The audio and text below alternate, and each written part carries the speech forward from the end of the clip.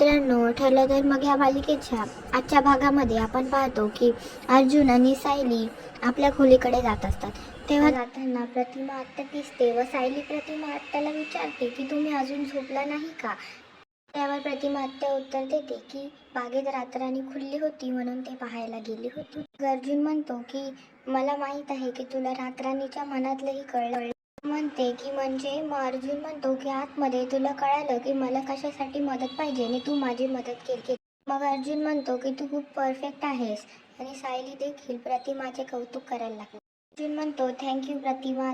प्रतिमा म्हणते की थँक्यू म्हणून मला परक नको करू.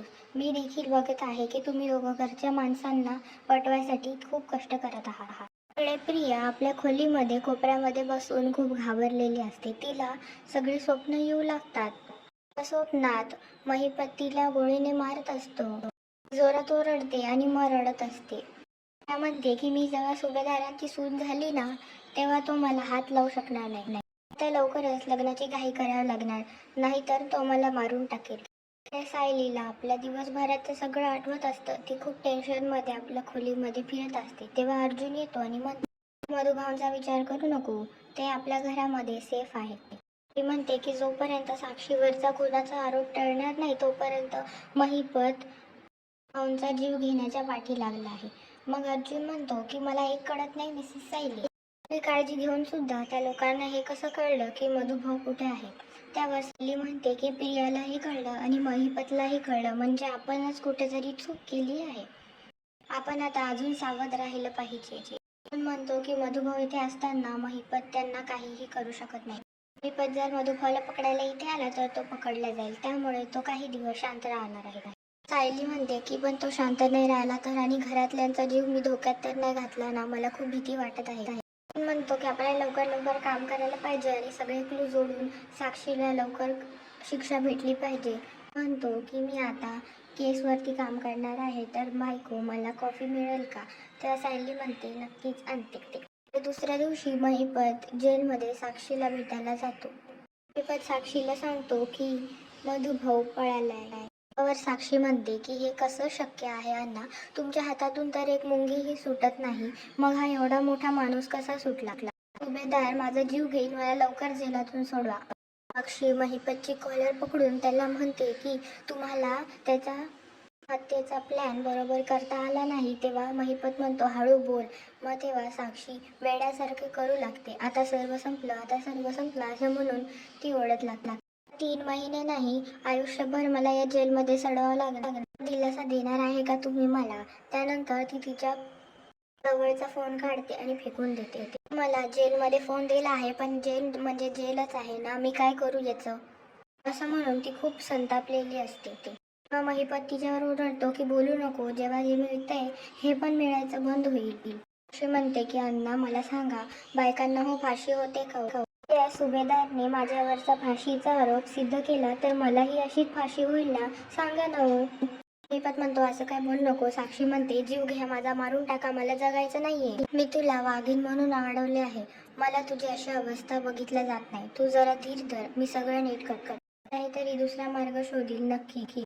साक्षी जोरजोरात ओरडू लागते आणि पोलीसवाल्याला बोलू लागते.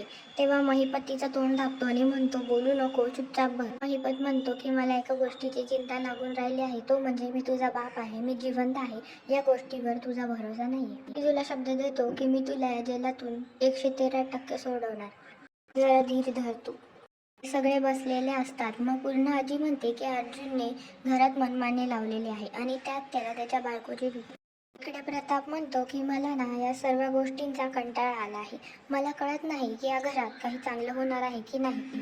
पूर्णाजी म्हणते की होणारच आहे, या घरात अर्जुन सायली राहत नाही तर आपणही राहतो, अश्विनही राहतो.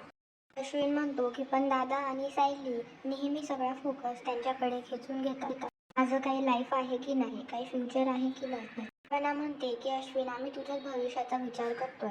मग अश्विन म्हणतो फक्त विचार करून नाही चालणार मम्मा, काहीतरी स्टेप्स घ्यावं लागतील आणि मी ते आज तेच डिस्कस करायला तुम्हाला इथे बोलवलं आहे.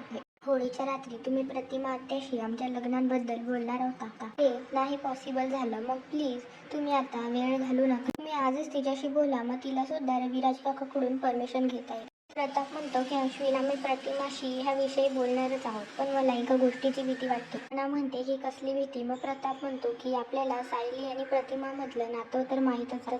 आता तर प्रतिमा आपल्या विरोधात जाऊन त्या दोघांचीच बाजू घेते. प्रतिमाने जर या लग्नाला परवानगीच दिली नाही तर पूर्ण आजी म्हणते की नाही नाही तसं होणार नाही. प्रतिमा माझ्या शब्दाबाहेर नाही आहे आणि तन्वी आणि अश्विन किती अनुरूप आहे हे तिला कळणारच ना. तर अश्विन म्हणतो की दादा आणि सायली नक्कीच प्रतिमा वहिनीला तन्वीबद्दल उलटसुलट सांगणार नाही, आमच्या लग्नात खोडा घालणार. मग कल्पना म्हणते की मला माहीत आहे म्हणून मी अर्जुन सायलीला तुमच्या लग्नाबद्दल काहीच कळवणार नाही, पण तू आता काळजी नको करू, तुझं लग्न होईल बघ. मग अश्विन म्हणतो की दादा आणि सायलीला जर माझ्या लग्नापासून दूर ठेवलं तरच माझं लग्न नीट होईल. मी आता पूर्ण प्रयत्न करेल की त्यांना याबद्दल कुठलीही गोष्ट कळता कामा नये. प्रिया अश्विनला फोन लावत असते, मग तो फोन उचलत नसतो. सायली येऊन बघते तर ती बघते प्रियाचा फोन येतोय. सायली विचार करते की प्रिया का फोन करते अश्विन भाऊजींना. सायली अश्विन भाऊजींना आवाज देते आणि म्हणते अश्विन भाऊजी तुमचा फोन वाजतोय. ती म्हणते की तिकडे सगळ्यांची तब्येत तर ठीक असेल ना. तिला खूप चिंता वाटू लागते आणि इकडे प्रिया फोनवर फोन करू लागते. सायली फोन उचलते आणि प्रिया म्हणते अश्विन मामा मम्मी माझ्या घरी येण्याच्या आधी मला त्यांच्याशी काहीतरी बोलायचं.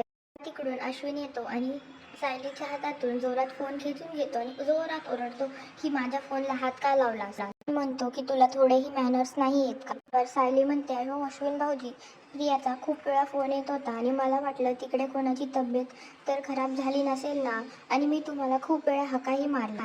अश्विन सायलीकडे बोट दाखवून म्हणतो यानंतर माझ्या फोनला हात लावायचा नाही, कधीच नाही, आणि निघून. सायली विचार करते की मी फोन घेतला तर अश्विन भाऊजी एवढे का चिडले आणि प्रिया आई बाबा त्यांच्या घरी जाण्याबद्दल काय बोलत होती, भाऊजींना काय सांगत होती ती. तर सायली धावतच अर्जुनकडे जाते आणि म्हणते आता एक खूप विचित्र गोष्ट घडली आहे. प्रियाने अश्विन भाऊजींना फोन केला होता, सर्व काही अर्जुनला सांगते. मग अर्जुन म्हणतो यात काय विचित्र आहे. सायली म्हणते की आई बाबा प्रियाच्या घरी का जाणार. त्यावर अर्जुन म्हणतो की ते प्रतिमा आत्याला भेटायला जाणार किंवा तुझ्याबद्दल काही सांगायला जाणार नाही. ती म्हणते की तिने आई किंवा बाबाला फोन केला असताना तिने अश्विन भाऊजीला का फोन केला. यावर अर्जुन म्हणतो की नाईस पॉइंट, काहीतरी आहे. ती म्हणते की मला माहीत आहे घरातले सर्व आपल्यापासून काहीतरी लपवत आहेत आणि ते प्रियालाही माहीत आहे.